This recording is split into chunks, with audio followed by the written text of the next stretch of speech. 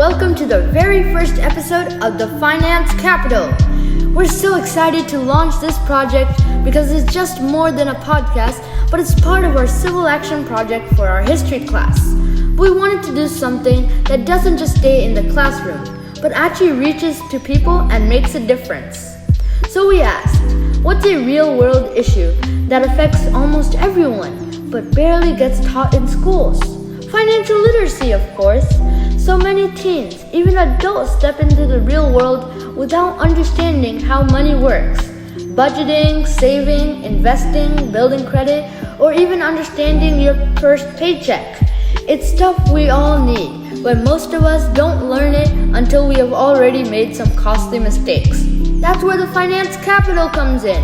Each episode, we're diving into some real conversations about money, how we use it, how it affects us, and how can we get smarter, not just richer.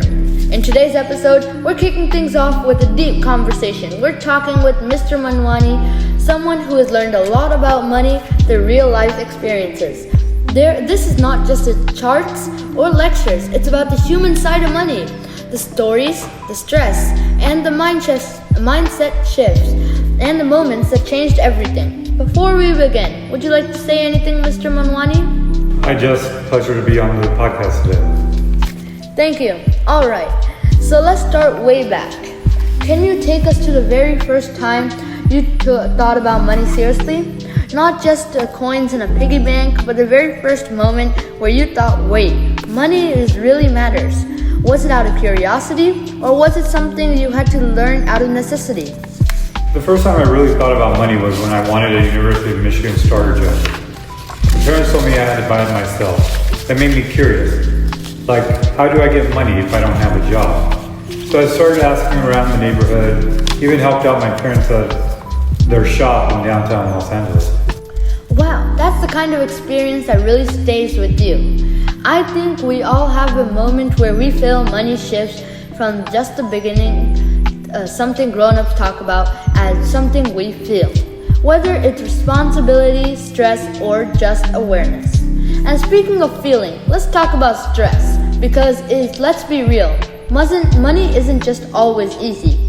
Was there a time in your life where money created real tensions, maybe forced a decision or changed your path? I'm curious for what experiences you had.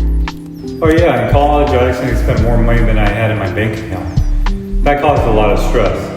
How am I going to cover the expenses of the debt charges and stuff like that? I learned that if you don't keep track of your spending, money disappears really fast.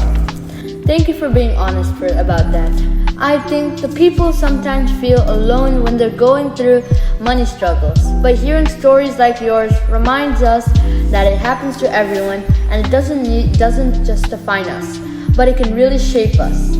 Let's talk about mindset. Over time, we're all develop some kind of internal compass where when it comes to money, and even when he doesn't realize it.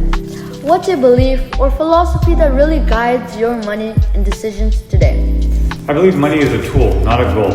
It's not about having a big pile of money. It's about using it to build a life you enjoy and care about. That's powerful. I love hearing how money reframes people, not just as a goal, but as a tool, a form of freedom or something with purpose. It changes everything. Now, we all know in life that there's more than school. Sometimes life teaches you lessons the hard way. Can you share one moment where money taught you a hard lesson? Yeah, credit cards can be tricky. Just because you can buy something doesn't mean you should. I ended up paying interest on stuff I didn't really need. That taught me to spend more carefully. Oof, that's a tough one. But I know a lot of the listeners are nodding their heads right now. We have all had one of those moments, wish I knew better. Let's shift gears a bit. I'm curious on the practical side of how you manage your money now. Do you have a routine, app, spreadsheet, or little ritual that helps you stay organized? I make sure my bills are paid each month, save a little for emergencies, then invest or put the rest of it into my business. Can you please elaborate on what exactly is your business? Yeah, I have a real estate syndication firm. So that we buy triple net apartment buildings and and go raise money from high net worth individuals who want a passive income stream. Love that. It doesn't have to just be complicated, but consistent. That's what really makes the difference. What's one financial habit that really changed your life, whether it's building a saving account or just gave you a peace of mind? Saving a little bit from every paycheck, and sometimes even hiding in an account that I don't check often. If I see it, I might spend it. Having that cushion makes a big difference. That's such a great takeaway. Sometimes it's just even the smallest things that unlock the biggest wins. Let's talk about the rules, or maybe lack of them. Do you follow any specific rule when it comes to money? Like save 20%, or only use credit card this way? Or is it just more of having a money mindset than sticking to the rigid rules?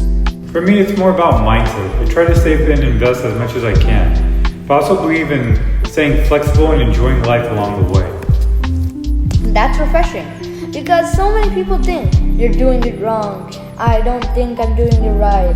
If they don't follow every rule, but the truth is, it's how it works out for you. Since our show focuses on early financial literacy, let's zoom out. So, do you think it's so important to start learning about money early? Why? Not just for teens, but for really anybody starting out. Because money is part of life. Whether you are ready or not, the earlier you learn how it works, the more confident you'll be with it, and the fewer mistakes you'll make. Yes, exactly. The earlier you start thinking about how money smartly, the more options you give yourself later. It's like planting a tree. The best time was yesterday, the second best time is today. So true. Let's imagine someone just got their first job. Maybe they're 16 or 22, and for the first time, they have got a paycheck. What's the advice you would give them right now, in the moment when real money hits their account? Enjoy your paycheck. You earned it. But try to save at least 10% of it. Your future self will be really glad you did. So good. That first paycheck moment is exciting. But always remember where a lot of habits get formed. Starting strong makes all that difference. There's this quote that I love. It's not just how much you make, it's how you use it. Do you agree with that, or do you think that income levels matter a bit more? Absolutely. Some people make a lot of money and still feel broke. Others make less but live well. It's all about how you manage what you have. Right? I think social media especially makes it seem like wealth should be an instant or a flashy. But even though you might make a lot, you might still feel broke. Or if you make less, you might feel rich. It all comes down to your intention and your action. Correct. What's the biggest myth or misconception you think people have been about building wealth? That it happens fast, or that you need to be rich to start. The truth is, building wealth is about small steps done consistently over time. Yeah, totally. It makes it seem that wealth is supposed to be instant or flashy, but real wealth is often quiet.